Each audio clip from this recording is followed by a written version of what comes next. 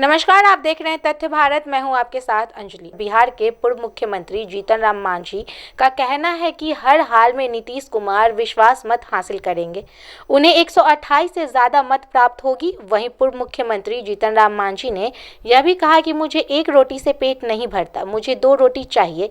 जितना औकात है मैं उसी में बात करता हूँ। उन्होंने बोला कि मैं और मेरे पुत्र एक ही विभाग को पिछले कई वर्षों से संचालित कर रहा हूँ। ऐसे स्थिति में मुख्यमंत्री को कुछ विचार करने की आवश्यकता है।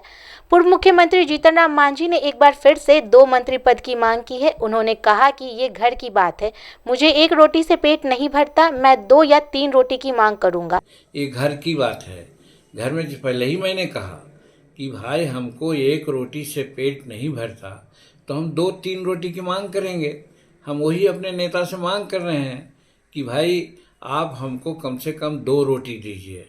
और फिर विभाग में भी हमने यही कहा है कि एक परंपरागत विभाग आप हमको दे रहे हैं। हम देहात में रहने वाले हैं, काम करने वाले हैं गरीबों के बीच में, तो हम मकान बनाना भी जानते हैं, हम पानी पिलाने के लिए चापाकल गाड़ना भी जानते हैं, हम रोड बनाना भी जानते हैं, हम पुल भी बनाना जानते हैं। ये सारे विभाग ऐसे हैं जो गरीब से संबंधित है और हम गरीब की राजनीति करते हैं। तो इसलिए हम अपने नेता के सामने एक मांग रखी है और ये देना न देना उन पर है। लेकिन ये भी सोच लीजिए कि न भी देंगे तो कोई इसके लिए हम अप्रिय बात किसी से नहीं कहेंगे और न घटने देंगे। क्या कोई खास विभाग सर, जैसे शिक्षा, स्वास्थ्य? हम जो कह दिया, हम तो फरियाद के कह दिया कि भाई ये सब विभाग अगर मिले तो देहात में, ग्रामीण क्षेत्रों में हम कुछ काम कर सकते हैं।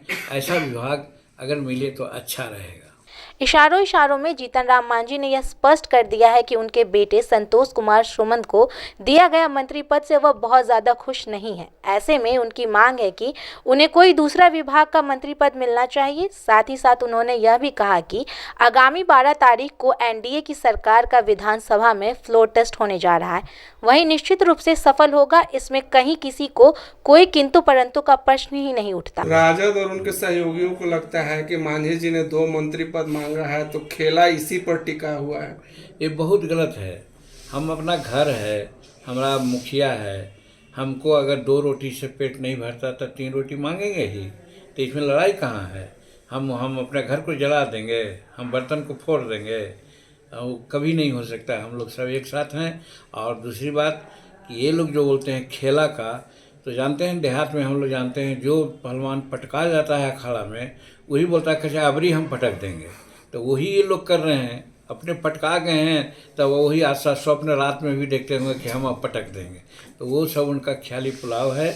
और हम समझते हैं कि नीतीश जी के नेतृत्व में सबको अटूट विश्वास है और जो एनडीए की सरकार बनी है वो 128 लोगों की बहुमत से बनी है। इसलिए वो 12 तारीख को कोई किसी प्रकार के अप्रिय घटना नहीं होगी।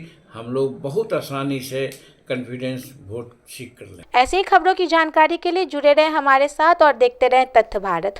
अगर आपने अभी तक हमारे चैनल को सब्सक्राइब नहीं किया है तो चैनल को सब्सक्राइब और वीडियो को लाइक करें। धन्यवाद।